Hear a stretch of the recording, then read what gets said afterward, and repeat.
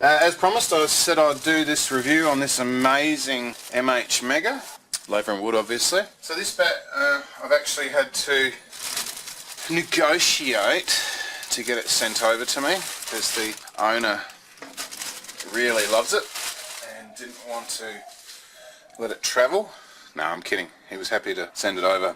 This thing is an absolute beast. So this is the mid-high spine and edged, as you can see here. But there's one crucial difference with this particular one here. The owner has actually asked for it to be made in a player grade timber, and because he orders so many, that's exactly what he got. And have a look how full it is.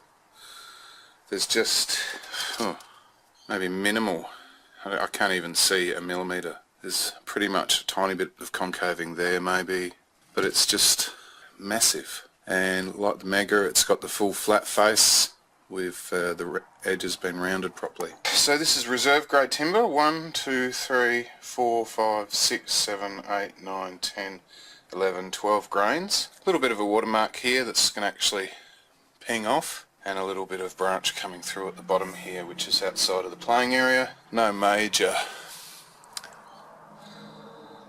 issues on the back here. It did have a tiny little dent here which I've steamed out, so hopefully I've got that better than it was.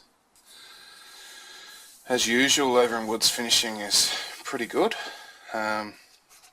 if not one of the best. Laver and Wood really customised their bats to suit the player, based on the same sort of theme. So this is the Mega, which is very similar to what I've seen before, but I mean, look at all the wood left in it. This thing's got a 32mm toe at the centre, 30mm at the edges, 43mm edge, 42 to 43mm edge, 67mm spine, and 16mm at the top. So there's just so much wood left in it.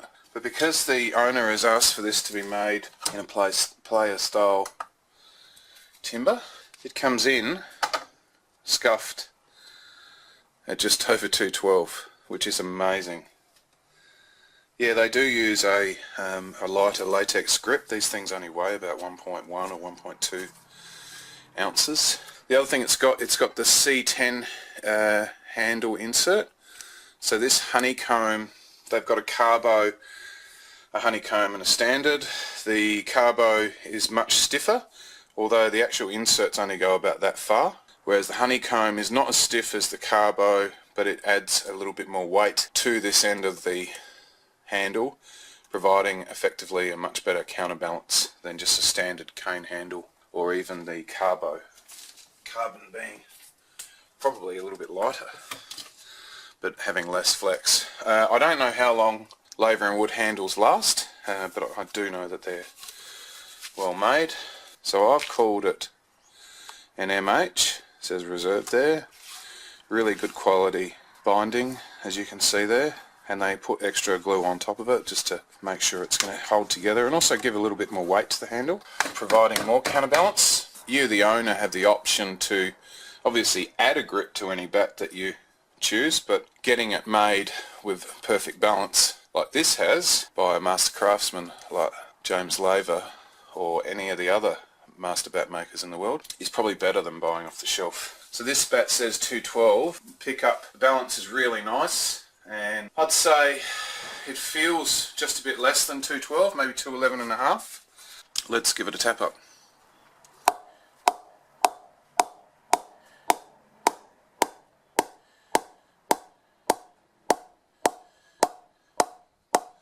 So you can hear that sort of ding, that sort of metallic-y sound.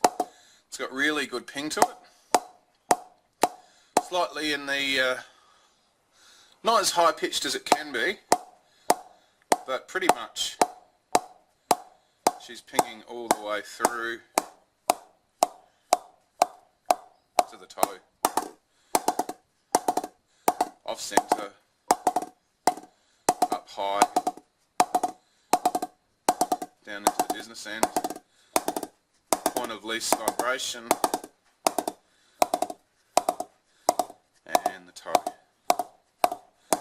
So this has been prepared by Laver and Wood. So they actually have a cradle that they use to knock the bats in. That basically secures them from any movement, rather than like you and I would knock them where they'd be sort of rattling around. They're suspended, and then they can really get in and do a really hard knock on the face.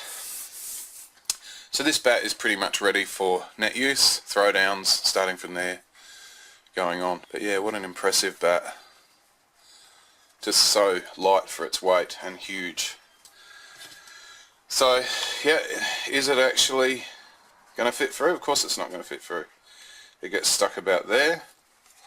The flat face is obviously proven there, and just how full it is over the top is proven at the top of the gauge, and there's minimal gap on the side. So the gauge themselves go up to 110 to allow for up to a millimetre of tapes on each side if you were wrapping around. So yeah, really lovely bat, and we'll turn it around and do the ball bounce on it. So this time the camera angle is a little bit further that way, so you can actually see a little bit more of the bounce, and we'll start bouncing. Just going everywhere. So the whole thing's pretty much the middle as I expected. Down low, right in that centre of vibration, up high, needs a bit of play in. So this ball is really old. Yeah, feels lovely. Absolutely no seam marks in it. Moving on to the Dukes.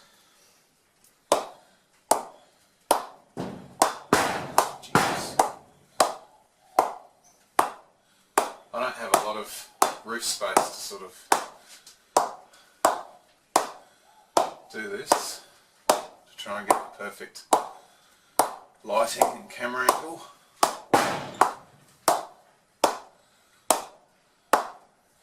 So in some spots you can hear that hardness up top, whereas down in that mid to low it's going really nice.